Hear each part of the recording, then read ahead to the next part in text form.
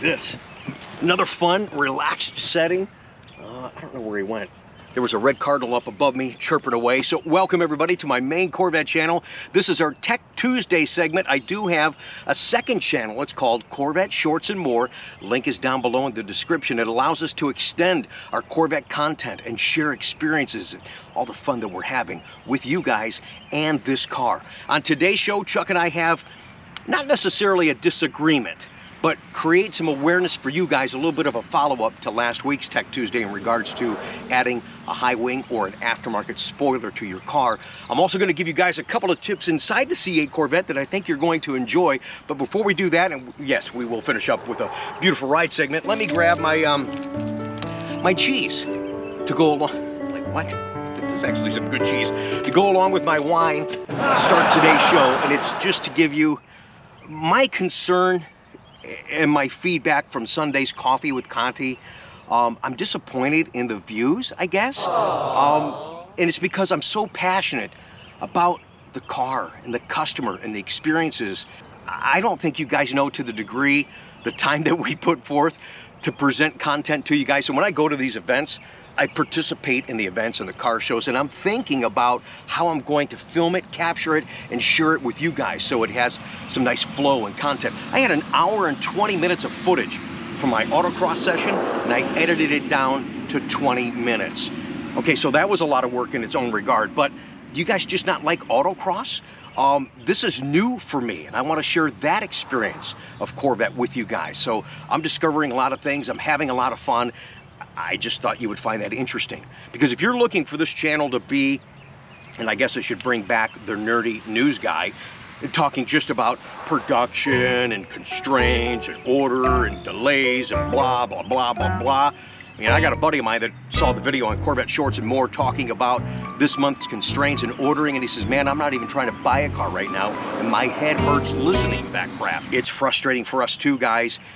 Last year, this whole scenario damn near gave me a heart attack. That's how much stress I was under. This year, I finally have realized, and thanks to the feedback from a lot of you, people said, Rick, you gotta chill and not be so hard on yourself. You don't control this. You're exactly right. I'm dealing with all kinds of changing market conditions, more than you realize, doing all I can to help who I can to have fun and get you guys to be a part of this purchase.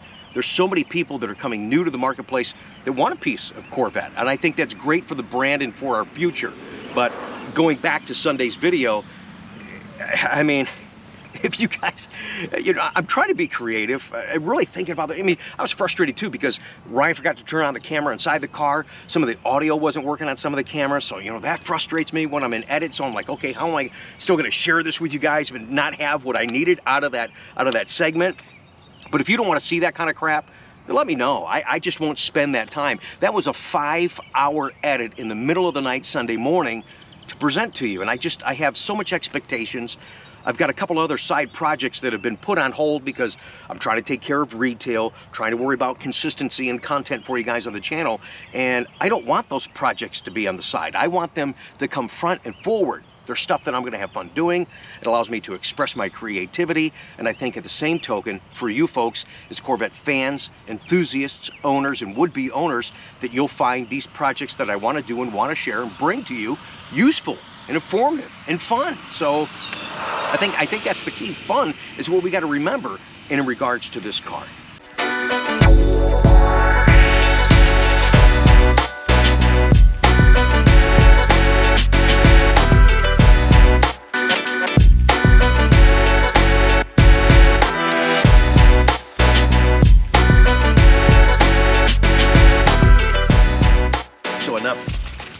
Enough of the cheese and the wine. I got to get this back to the office and put it in the fridge because this isn't good cheese. I'm going to get me some Triscuits or Wheat Thins or something today. All right, real quick before we talk to Chuck, update on production. Last week on the Corvette Shorts and More, I gave you the current constraints and production, that 2022 production was supposed to be over, but I had a couple of cars kind of lingering. Well, that's the case.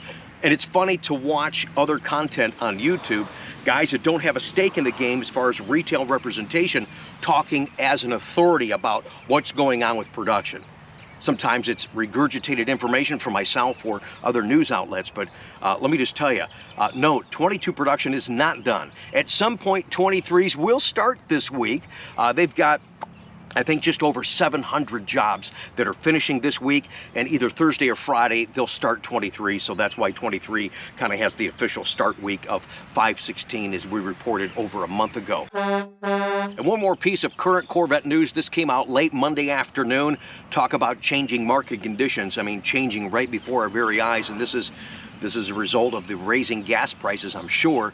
The destination charge of your Stingray Corvette has now been raised to $1,395. In case you didn't know that, you'll see it on your window sticker. Yes, if you do museum delivery, it's still $1,395 to take that car across the street, to take the car to California, or bring it here to Ohio. That's the consistency and the contract that they worked out, but it is now $1,395 on every Corvette going forward. All right, so we're gonna...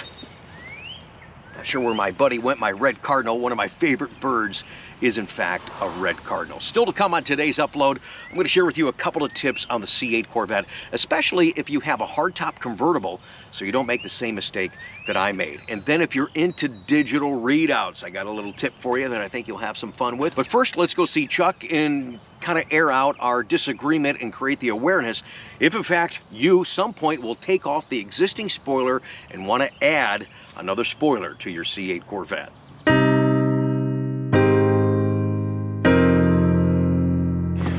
What, Nate's staying out of the shot? What's the matter? You want no part of this? Yeah. He said no. All right, we always have to include Chuck on a Tech Tuesday segment. We're going to continue the conversation we had last week about installing a high wing spoiler. I didn't get a chance to film this. This was a low wing spoiler. Low wing. Right, the new flat wing Yes. for 2022. Yes. And I said, oh man, I'm sorry I didn't get a chance to come film that. And Chuck goes, be glad you weren't here. And why is that? It was quite an adventure for the low flat wing. Yeah. Right. In case you guys didn't realize, we're running into a situation, and Chuck, just again, the awareness factor is very real when we do these Tech Tuesday segments. You've had several. You take the spoiler off, and then what happens? The paint comes with it. And why is that? I don't know. Well, yeah, you gotta show.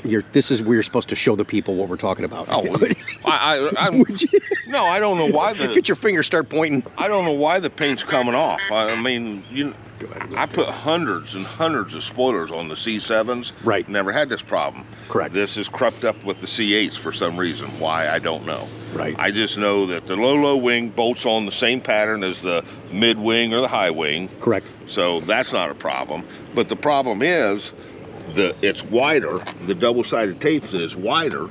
So if by some miracle you get it off without pulling the paint, all the double-sided tape has to come off, because this is narrower, and if you don't take it off, it'll show. And you have to be very careful. It takes Nate and I both to get one of these wings off. I think it's important to note too, a lot of people had asked, and that's why I was upset I didn't get a chance to film that, is that the low wing does have the same bolt pattern as the Z51. We assumed it would, but no one ever talked about it. And then that way you can easily, once you get all that tape crap off, put on the high wing. With the flat wing is there's nowhere to really get a hold of it.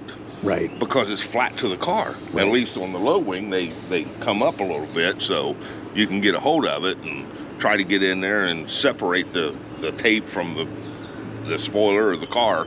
You brought up a good point last week too, talking about that if you had an existing spoiler on your car to take it off. I assumed you would want that hot to make it easy to take off, and you said no. No, it makes the double-sided tape more gooey.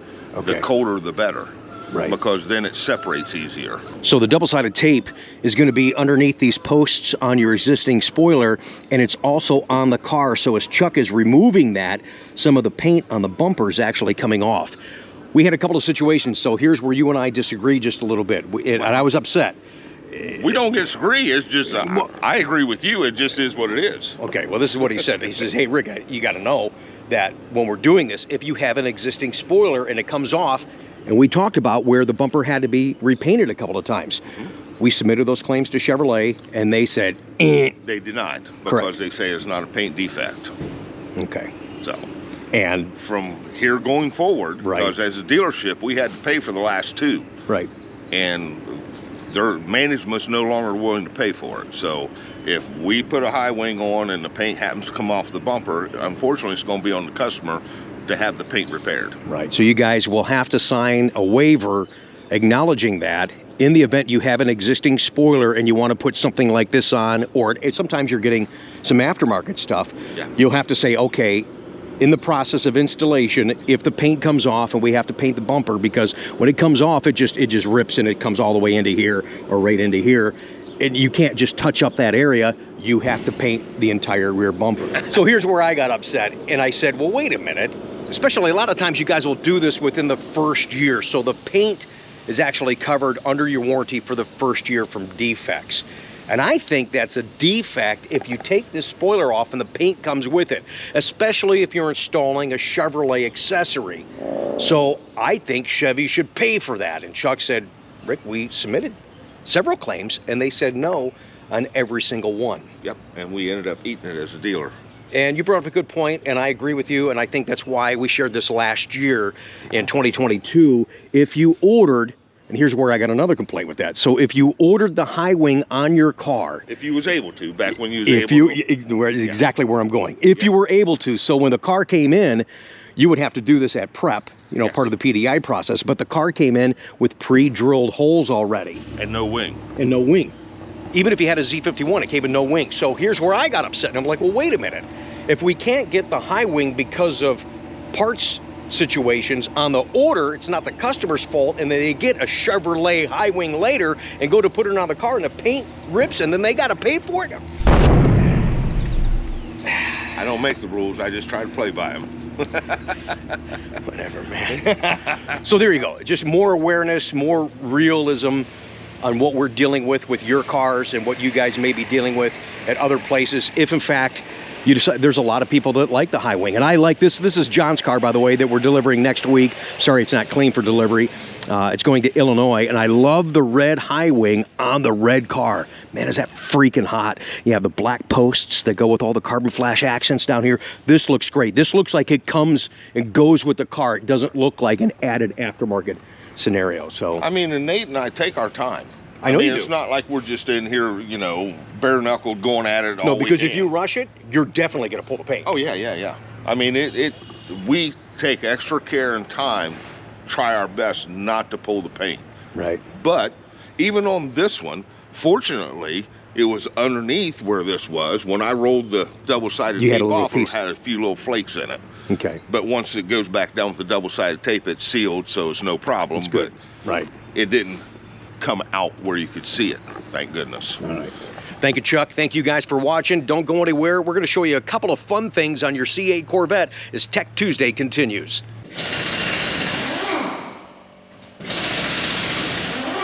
Oh, there goes my Cardinal buddy. All right, thank you again for joining us tonight on my main Corvette channel. This is our Tech Tuesday segment. A couple of things I want to share with you in regards to the C8 Corvette. One is specifically for hardtop convertible customers, and I want you to learn from my mistake, because when it comes to the hardtop convertible, we're not used to having the independency and the flexibility of the rear window operation.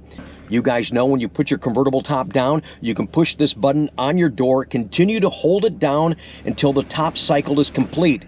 It'll even tell you on the dash, folding top motion is complete. Now here's the key. When putting the top up, hold this button up until the folding top motion is complete, but keep holding the button until all the windows go up, and then the cycle is really complete, and then you don't leave that back window down. So here's the mistake that I made. One day I had the car on the lot, I'm showing people how the convertible top work, windows go down, back window goes down. I'm doing that multiple times. I go home, I'm going back to work the next morning, and I'm driving and I'm like, where's that air noise coming from? The back window was open all night long. No rodents inside the car, no rain that night. Oh my gosh, I totally had forgotten to put that back window up. We have to be very conscious of that, because as we said, we're not used to having the flexibility and the independency to put that back window down. But here's what I love doing. If I'm not putting the convertible top down, I love driving around with just the side windows down and the back window down. I'm telling you guys, the airflow through the car is just a wonderful experience. One more added benefit, one more bonus, one more value story to the C8 HTC, which is hardtop convertible.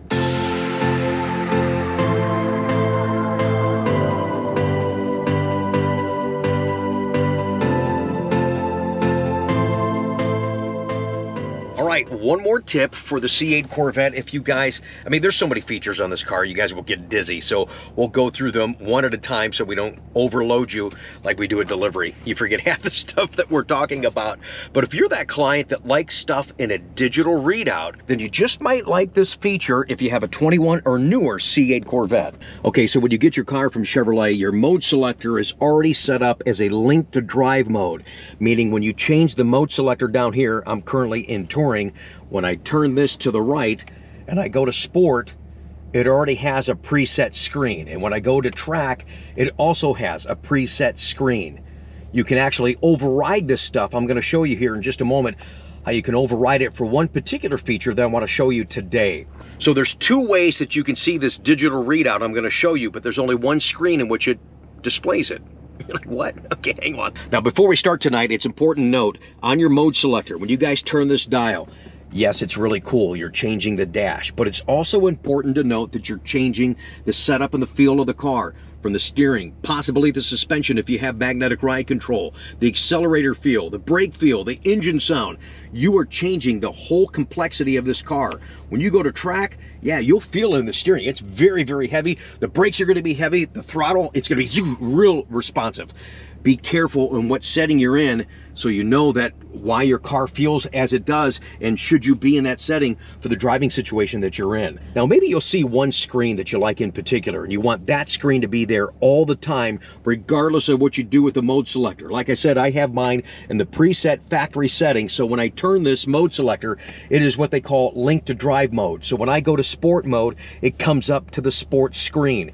We'll talk more about that in a future upload. Let's go to this digital format. And the feature I want to show you is only available in track mode. So I've turned my dial to track mode, and because I'm in link to drive mode, I'm in the track display.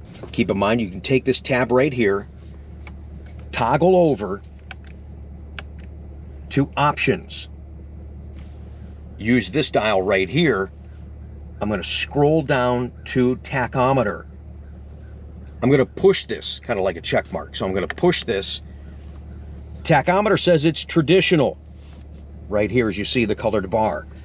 I'll drop down, select numerical, and now look at it. I've got, that's pretty cool. I've got a digital readout of the RPMs now in the track display because I'm in track mode. If you were watching, for the few of you that did, my Sunday Coffee with Conti, when Ryan went out for one of his sessions, he got in the car, he noticed it right away. He goes, oh, you changed it. Ready to go there, Bubba? Yeah, I switched it.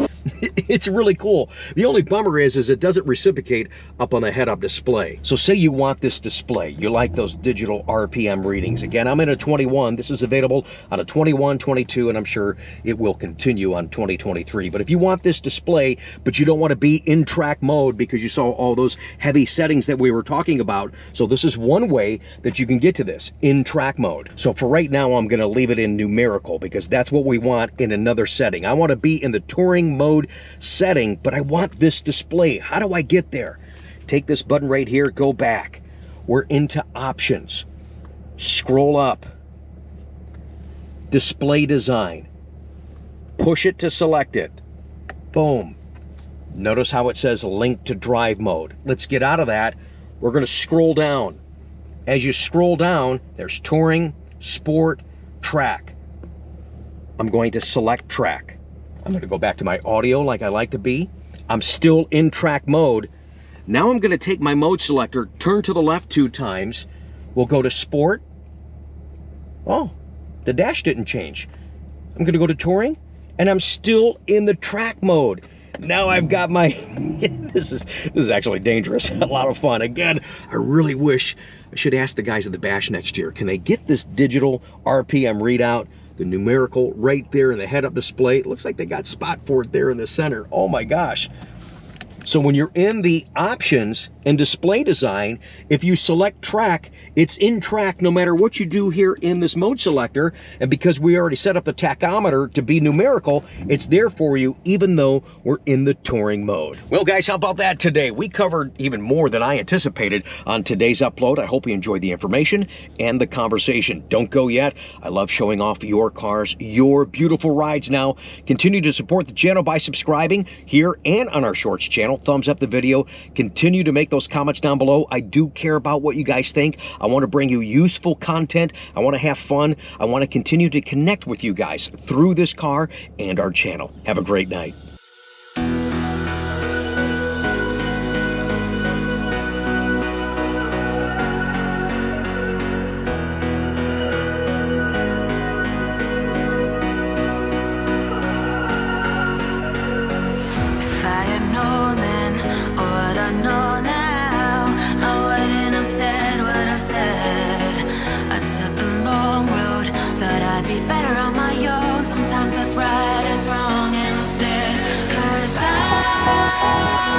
I was too young, and I didn't understand that you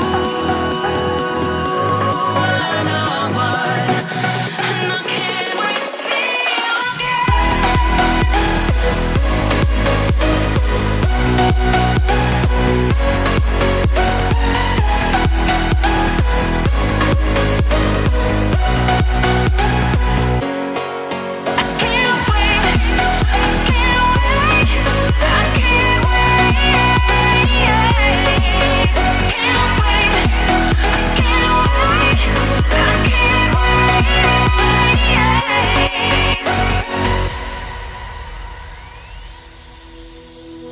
hindsight is fleeting when your heart's bleeding and all you can see is red, till you discover it is within each other to forgive and make amends. If I had known then what I know now, I wouldn't have said what I said.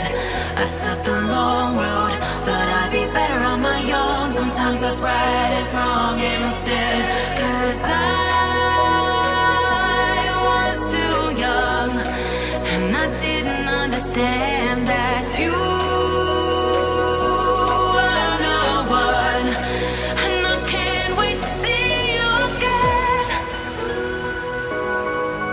Oh, I can't wait, I can't wait, I can't wait, 'cause I was too young, and I didn't understand that you were the one.